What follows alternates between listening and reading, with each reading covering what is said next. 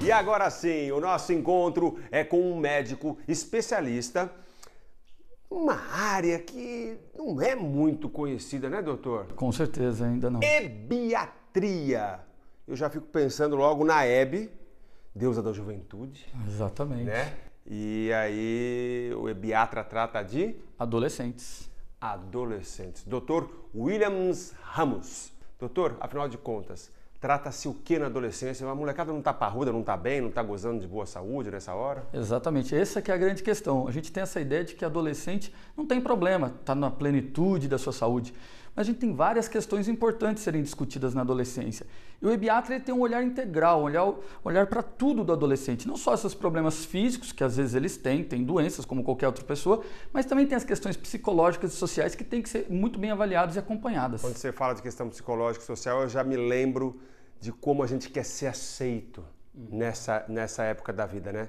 A gente quer ser aceito nessa fase, a gente precisa ser aceito, precisa ser diferente de pai, de irmão, mas ao mesmo tempo igual ao grupo. Aí surgem os cabelos, os piercings, as coisas, e eles vêm com essas necessidades? Na verdade, os adolescentes eles têm umas características que a gente costuma chamar de características da adolescência normal, que todo adolescente vai vivenciar em maior ou menor intensidade. E essa tendência a querer estar com o grupo, que a gente chama de uma tendência grupal, é verdade. É uma maneira de se inserir melhor, ter uma proteção. Então isso é um fator muito comum. É piercing, é cabelo, você vê agora, todo mundo quer ter o cabelo do Neymar, daí um monte de gente deixa o cabelo igualzinho. É mais ou menos por aí. Mesmo tênis, a mesma calça, as mesmas cores. As necessidades são mais ou menos semelhantes. Vai mudando muita coisa. Voz, tem uns que dão aquele estirão, tem outras que o seio cresce muito.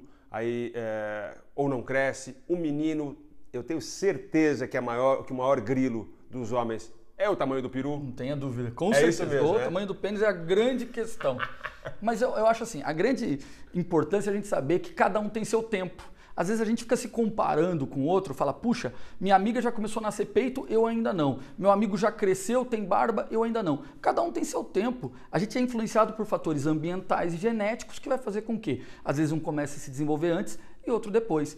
E existe uma faixa que a gente chama de variabilidade, onde isso é permitido. Mas não tenha dúvida, questão de desenvolvimento dos órgãos genitais é o que mais preocupa. Qual é a faixa? Qual a tolerância? Então, na verdade, as meninas, a gente sabe que elas podem começar a se desenvolver a partir dos 8 anos. Uma menina que começa a se desenvolver a partir dos 8, ela é tão normal às vezes quanto uma que começou aos 13. Começa a aumentar o peito, que a gente chama de telarca, começou a entrar a mudança física, que é a puberdade. O menino, a faixa é um pouquinho diferente, de 9 a 14. E o menino nunca nota o que está mudando no corpo dele, porque é o aumento do quê? Do testículo.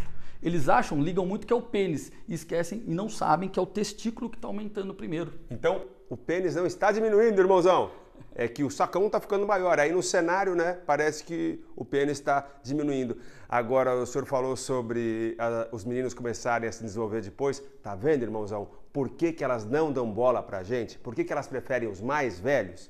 Elas preferem os mais velhos justamente por isso, porque os mais velhos são mais interessantes. Na mesma idade, você está muito ali atrasado. Cru ainda, né? Está cruzinho. Exatamente. E qual é o atraso? Qual a tolerância em atraso? O menino, que a partir dos 14 anos e pouquinho, 14 anos e meio não está se desenvolvendo, é bom dar uma olhada. E a menina também, aquela depois dos 13 anos, que ainda não apresentou nenhum desenvolvimento, é bom estar acompanhando. Claro que por isso que a gente fala que é importante a medicina, o acompanhamento da saúde do adolescente, para a gente saber exatamente que ponto que está. Agora, doutor, eu fico imaginando como é o procedimento, o approach no consultório, porque também tem uma vergonha danada, né? Exatamente. Você não vai falar na frente da sua mãe, sabe o que é, doutora? Que eu tô com medo aqui, que a situação tá bem. Não vai. Como é que faz? Então, na verdade, a consulta do adolescente ele tem uma grande característica. Você sempre tem um momento da consulta só com o adolescente. E aí, muitas vezes, é até engraçado. Você pergunta para o adolescente, por que você veio na consulta? Ah, não sei, minha mãe trouxe.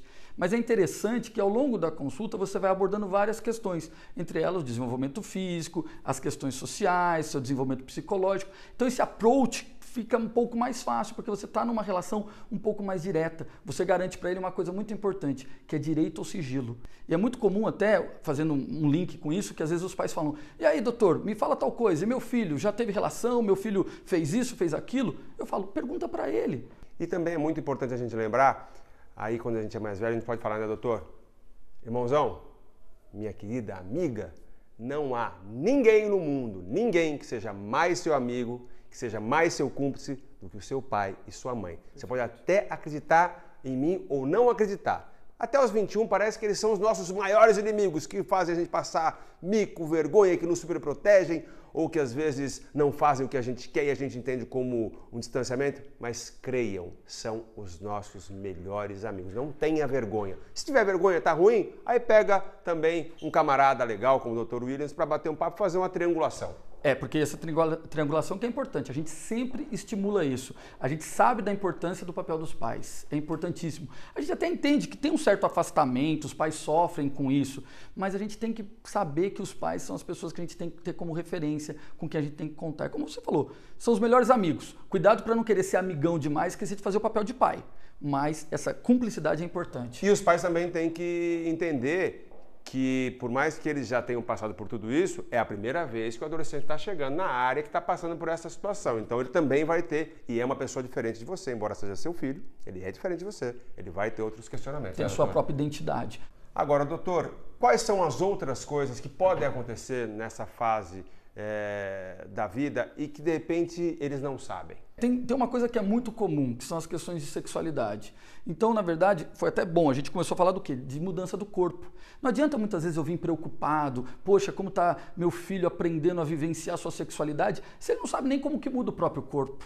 Aí a gente, sabendo como muda o nosso corpo, a gente pode começar a trabalhar o quê? Sexualidade. Como que é essa relação? O ficar, o namorar, as primeiras experiências. Isso traz muita questão, muita dúvida para eles. Até porque a gente precisa lembrar também que tem a menarca, né? Que é a primeira menstruação e que também começa uma responsabilidade muito grande dos dois, viu? Não é só dela não, dos dois.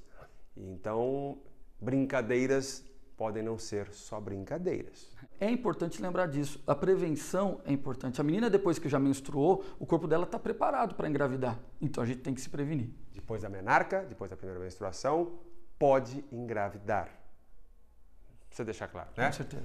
E outras questões, doutor, que de repente passam assim, despercebidas, e aí, não, isso aí não tem problema, tem alguma coisa que a gente precisa ficar atento? Tem várias coisas. Hoje em dia a gente tem visto aumentar muito, às vezes até a gente se assusta um pouco, fala, será que a gente não está exagerando? Mas são as questões emocionais. Hoje em dia, nosso adolescente já vivencia uma pressão muito grande, né? Pressão da escola, pressão de entrar na faculdade, mercado de trabalho, o que eu vou ser, o que eu vou fazer.